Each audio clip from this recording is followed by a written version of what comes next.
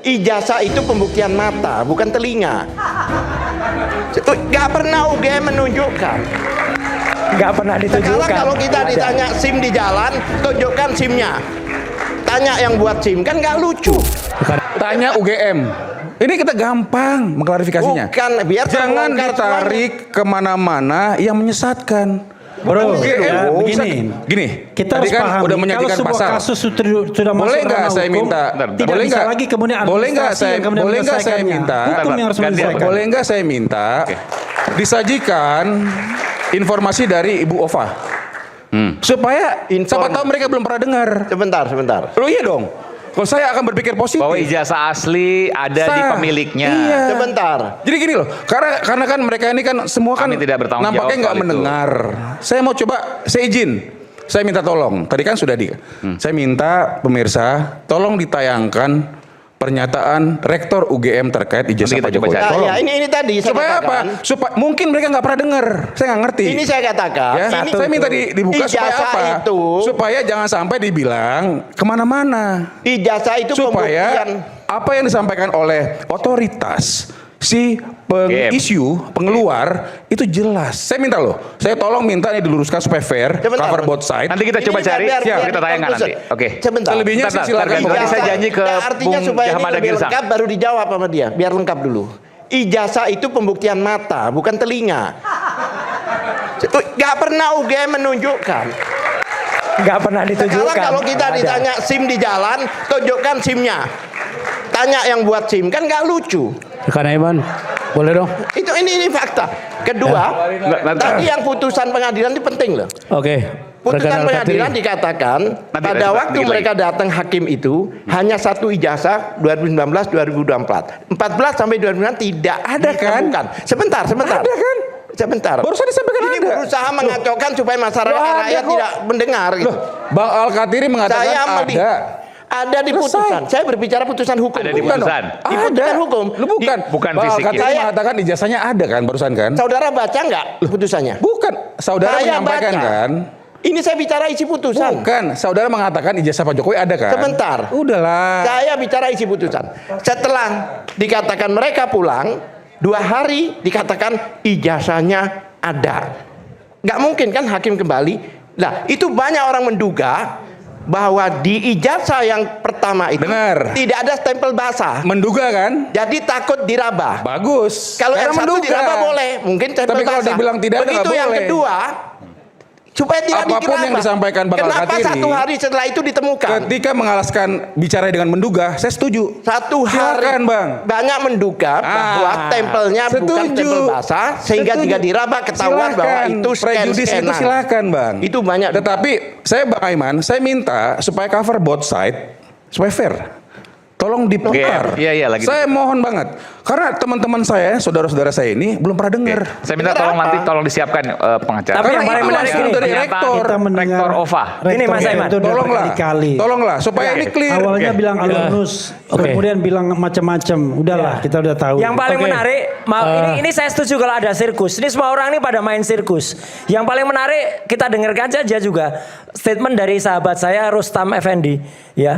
Mau orang bilang ijazahnya di sana ada UGM keluar, Rustam Effendi udah menemukan orang yang nyetak di Pasar Pramuka. Udah ada. Dan nanti orang itu bersaksi di sidang. Di sidang. Oke, Iya, Rekan Iman. udah ada. Jadi Bahwa mau- akan Mas ada Aiman. persidangan itu. Iya. Sampaikan Kalau bahwa sampai ke cetaknya. sidang. Sebentar. Sudah Iya. dilaporkan ke Baris Sudah Krim. dilaporkan ke Baris Cetaknya Krim. di Pasar Pramuka. Ada yang mencetak ijazah yang dipakai Mas Jokowi Aiman, untuk pilgub. relevan Itu di kalau Pasar orangnya Pramuka nggak udah ada, jadi orang-orang ini udah gak ada nggak bisa lagi ngomong, membuktikan. ngapain lagi? Itu disampaikan Gak usah nggak buktikan relevan. ijazahnya asli, Nanti gak tentu ada. pemirsa Ini akan mencatat. Gak ada tidak yang asli. relevan. Dan itu akan ditunggu nanti Tidak di persidangan. relevan. Oke. Jadi Silakan. gosip kan nanti gitu loh. Oke, rekan Aiman gini. Oke ya. Bentar Bang, saya minta Ibu Ova di Iya, iya, share. lagi Saya disiapkan. yakin mereka belum dengar. Iya, iya. Oke, Ya, Prof. Ibu silakan. Ova suruh ngeliatin, jangan Oke, bicara. rekan Al-Katiri, ya kami saling mengisi ya dengan Prof. Primanto. Oke, silakan. Begini, jadi tadi disinggung sampai ke Banda Tua. Ya. Nggak salah sih, Apa itu, Mas? Mas Aiman. Statementnya Ova ya? Tapi Bunda Tua itu memang menjat bahwa ijazah Pak Jokowi tidak ada. Dia menjudge begitu kan. Jangan lupa Bonatua itu berselancar di KIP, Komisi Informasi Publik. Kita tahu kalau debat dengan Dr. Refli Harun ini kan harus harus berisi, kata dia kan. Saya coba berisi juga. Jadi kita tahu putusan-putusan lembaga peradilan itu ada 3. Deklaratoir, konstitutif, dan kondemnatoir. Jadi KIP itu adalah sifatnya deklaratoir.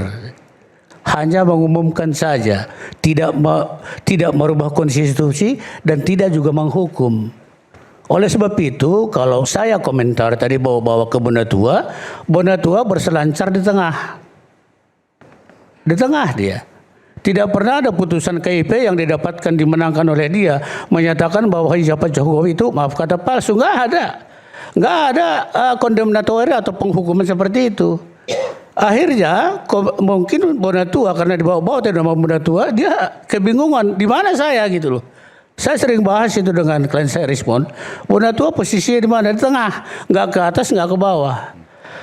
Jadi saya katakan bahwa tadi dikatakan oleh rekan Al-Katiri, rekanku yang baik ini, Bonatua menjat ijazah itu tidak ada.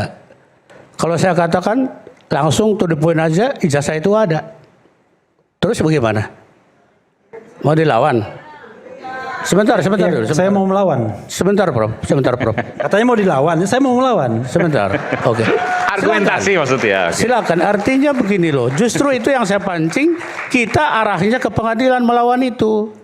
Kalau tetap berselancar di dunia maya, ya dunia yang tidak jelas, saya kira tidak benar. Dan ini perkara memang sudah sampai di tahap peradilan. Jadi Bonatua di bawah-bawah berkata ya nama dia mungkin nggak hadir di sini. Persidangan resmi. Oke, sekarang aku tanggapi lagi rekan Al-Katiri yang baik. Ya, masalah persidangan pokok perkara. Kemarin aku catat kok di sini. Jadi aku rajin mencatat. Persidangan yang mana itu? Rekan Al-Katiri mengatakan tadi ijazah tidak ada pembuktian di pengadilan kan udah minta bukti ke jaksa kan. Ya. Saya mau komen sedikit. Saya bukan mengajari, bukan sok tahu. Kita tahu teori kausalitas. Siapapun boleh menyangkal. Ajas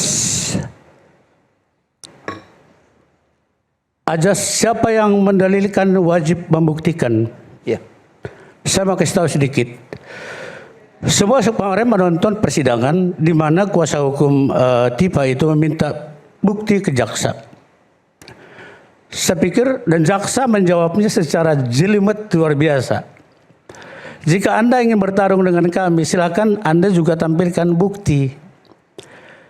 Nah, jadi dalam perkara ini, kalau saya terjemahkan secara sederhana, Pak Jokowi melaporkan 30 April di Polda Metro Jaya tentang penistaan dan pencemaran lah begitu. 310311. Sekarang itu dilanjut dengan aduan itu dilanjutkan penyidik sampai kejaksaan sekarang, bahkan sudah didaftar di pengadilan. Artinya jaksa penyidikan sampai kejaksaan pasti sudah mempersiapkan buktinya. Itu hak mereka. Sekarang yang namanya Mas Roy dan Mbak Tipa ini kan juga Oke, karena saya disebut gini, Pak. Saya ingin tanya aja. Bapak pernah jadi pengacara kami, Balai RRT? bukan. Enggak, gini, saya tanya dulu, pernah iya. enggak jadi pengacara Balai RRT? Pernah? Pernah Dengar kan? dulu Mas Roy, dengar dulu aja. Pernah kan? Saya Bapak tahu hanya diskusi. etika advokat enggak? Oh tahu. Nah ya, tahu saya. Bapak tidak boleh melawan kami selaku klien melawan. Bapak yang lama. Itu Ini ada melanggar melawan, etik. terserah. Ini melanggar etik nih orang ini. Mau melawan, tidak melawan, Ini orang terserah nggak Mas boleh Roy. ini. Ini melanggar etik Melawan nih. tidak melawan terserah Mas Roy. Up to you. Oh, nggak boleh kok terserah saya. Enggak lah. Hanya organisasinya saya- ini harus disanksi nih. Saya mau Coba saya minta sampaikan saja. advokat, pendapat advokat saya minta. Nggak, melawan itu kan di pengadilan. Saya hanya Coba menyampaikan saja. ini Mas Ya. Iya. Ini kan kita Saya bicara melanggar ini. rasionalitas. Ini melanggar Belum selesai. Ini belum pernah selesai. menjadi advokatnya Mas Roy. Oke, iya. Tentu ada Dengerin. hubungan klien dan advokat, ada rahasia dan lain sebagainya Ya. yang sebenarnya tidak bisa diumbar ke publik, misalnya Oke. strategi dan lain sebagainya. Oke. Ya. Ketika kemudian dia berhadapan dan kemudian menyerang Mas Roy, itu melanggar kode etik advokat. Dengerin itu. Saya tambahkan, yang menyebarkan Dr. KTP Refli saya Harun. bukannya pengacara, kalau soal menyerang Yang memberikan KTP saya kepada Pak Roy filenya bukannya pengacara. Ini ngomong KTP bukan soal KTP. Bukan, ini lain maksudnya lagi. begini. Ini jager kita. Saya nggak usah ngomong dulu, kamu Karena nggak itu ngerti akan kamu. saya laporkan. Nggak ngerti kamu udah. Itu Siapa aja.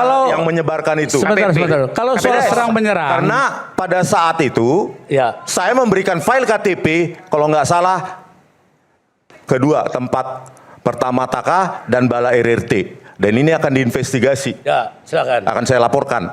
Siapa? Jadi kalau tadi dibilang kode etik pengacara. Kamu itu siapa? Zombie udah mati udah nggak usah lagi udah. Udah. Taruh Pak dulu, Jagir aja Mas Roy. jawab. Nggak apa-apa, Udah nggak nggak usah Kenapa dianggap. sih motong-motong Pak Roy? Nggak usah dianggap. Oke. Dan nggak usah dianggap ini juga Loh, motong. Anda, Ini juga Anda motong punya udah. acara ini. Oke, Kalau soal silakan. serang, Bung Jamal lagi silakan. kalau soal serang menyerang, Nggak, soal etika kalau tadi. saya pinjam istilahnya, from beginning sudah nyerang menyerang. Jadi kalau soal menyerang di advokat Mas Roy dari awal, begitu Rismon ini keluar dari grup itulah katakan saya nggak sebut, sudah dimaki-maki, pembelot lah. Kalau klien Jangan segala beda, macam. klien tuh Ya, klien tuh udah. prinsipal. Dengar. Advokat itu yang punya kode etik, Saya bukan sampaikan. klien. Gimana sih? Ini orang Sampaikan. ini udah tua nggak ngerti lagi. Termasuk Aduh, parah saya, ini. termasuk saya disebut adalah pengacara yang jam terbangnya minim. Apa itu tidak pemaki-makian ke saya? Rismon Ya minim atau enggak? katakan menjerumuskan. Jadi, nah Tua konteksnya itu tadi, pasti, dewasa itu adalah pilihan. Ya, profesional itu pilihan. Oke. Jam terbang maksimal Nggak, tapi minim itu bukan pertanyaannya tadi, ukuran soal tua etika dan muda. Seperti apa? Tadi kalau memang benar, saya kan nggak tahu etika pengacara. Silakan. wah itu banyak lah. Lah iyalah udah melanggar Pengacara lah. yang ada di kita Ini siapa? banyak advokat, kita pilih-pilih Ya. pendapat ya advokat tuh. Pengacara yang ada di kita Mas siapa? tuh ada salah satu advokat saya, Gafur itu. Ya. Coba lihat. Pengacara di kita siapa? Contohnya Taufik dari Solo. Kan mengatakan bahwa saya menjurus pengacara Rismon, bahwa saya pengacara yang tidak tahu aturan dan minim jam terbang. Itu kan penghinaan juga. Siapa yang menghina duluan? Dan itu dilakukan oleh yang lain-lain juga. Dan saya kira banyak itu beredar di mana-mana. Tapi bagi saya no problem. Kalau tadi hubungkan ke kode etik advokat tadi, ya silahkan saja, adukan saja. Oh ya. Yang Ada saya tadi jalurnya. persoalkan Oke. adalah begini loh. Saya boleh komen dong, karena kita kesini kan diundang untuk pembuktian autentikasi itu. Tapi dibawa kemana-mana, boleh saya komentar biar kembali ke fokus. Nah masalah pembuktian tadi ya tentu dari rekan Al-Katiri untuk kliennya tuh siapkan bukti juga kan gitu kan. Itu aja singkatnya, jangan minta ke jaksa. Kan itu yang menjadi suatu hal yang Persidangan itu kan saya yang sidang. Ya memang siapa yang mendalilkan dia membuktikan itu memang demikian. Ya. Yang melaporkan kan. Nah, bukti-bukti yang katanya sampai 709 apa itu surat dan sebagainya itu kan dibuktikan. nanti saat Dan yang pembuktian kami minta rekan, kemarin saat pembuktian itu kita nggak usah bahas lah itu hal yang barang mendasar bukti. bagi kita itu nggak usah dibuktikan. Itu pada saat pembuktian dan saksi nanti ditampilkan. Loh iya. Di masing-masing tampilkan bukti. Daftar Saya barang kira saya nggak perlu layani seperti itu. Ya, kita kembali ke terus gimana? tinggal Silakan satu sedikit hukum. ya, silakan. Ya, Mas Aiman, saya kira ini menarik ya, karena bagaimanapun juga perkara ini kan perkara publik ya. Dalam arti masyarakat ingin tahu kebenaran material atas perkara ini.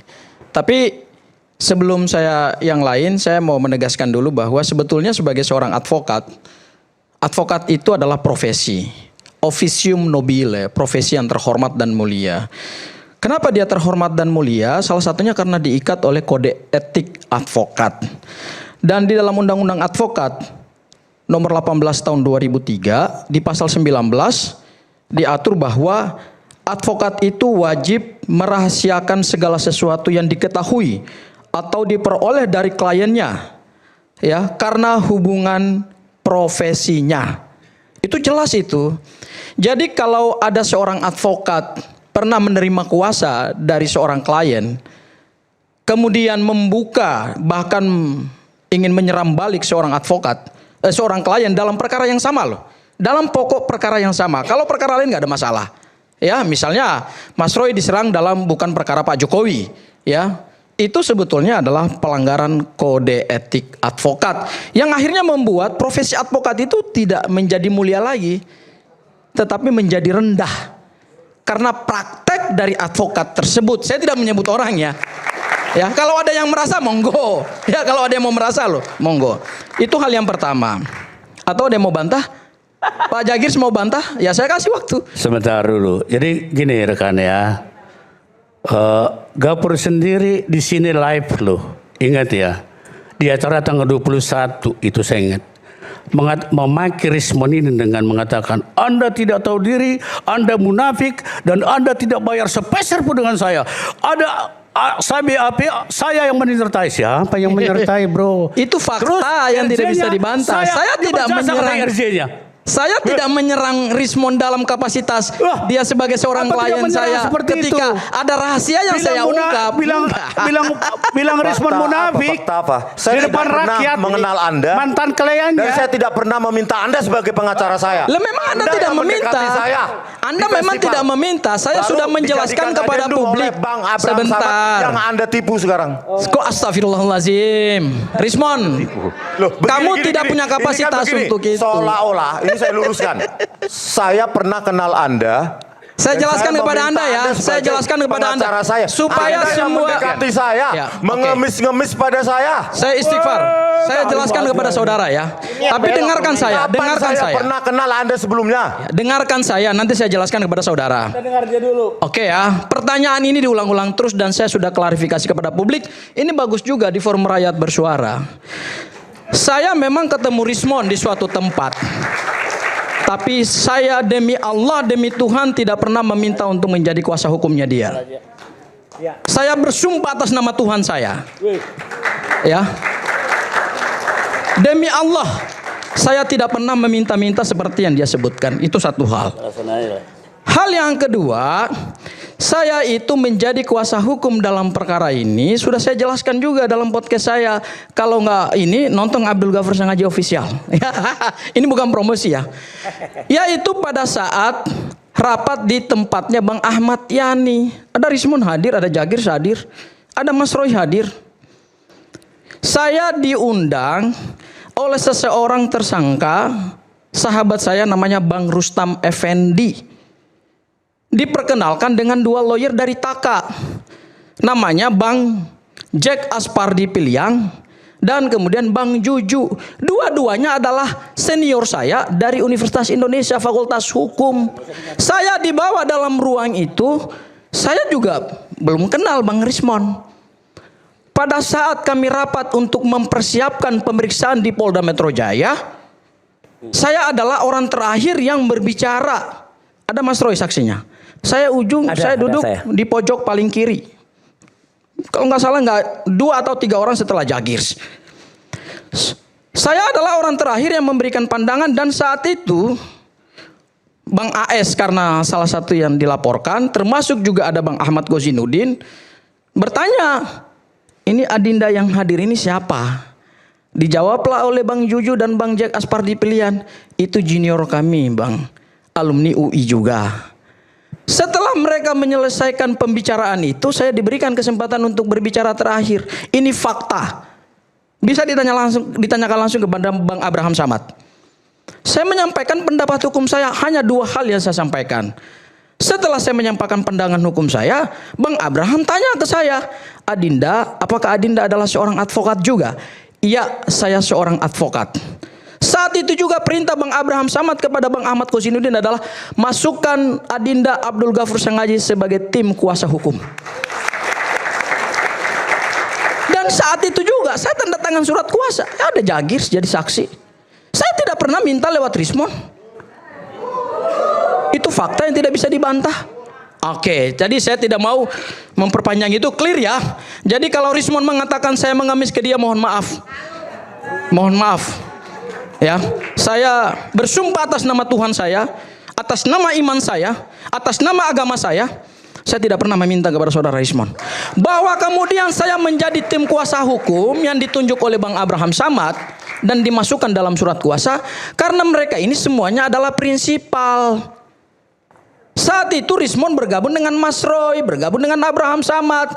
Semua yang dilaporkan itu belum tersangka loh. Masih statusnya terlapor. Itu semua adalah klien daripada tim Taka. Sehingga siapapun yang direkrut oleh tim Taka otomatis menjadi kuasa hukum untuk semuanya. Itu clear itu. Ya, oke, saya tidak ingin memperpanjang itu lagi. Saya kira saya sudah menjelaskan buat Rismon ya. Kemudian yang berikutnya lagi, Bentar. Intinya saya tidak pernah kenal Anda Ya kan dan saya tidak udah pernah katakan. gini. Tidak pernah meminta Anda sebagai pengacara saya. Udah itu aja. memang kan Lewat adendum kan. Saya pernah nggak tanda tangan surat kuasa, memberikan surat kuasa kepada Anda?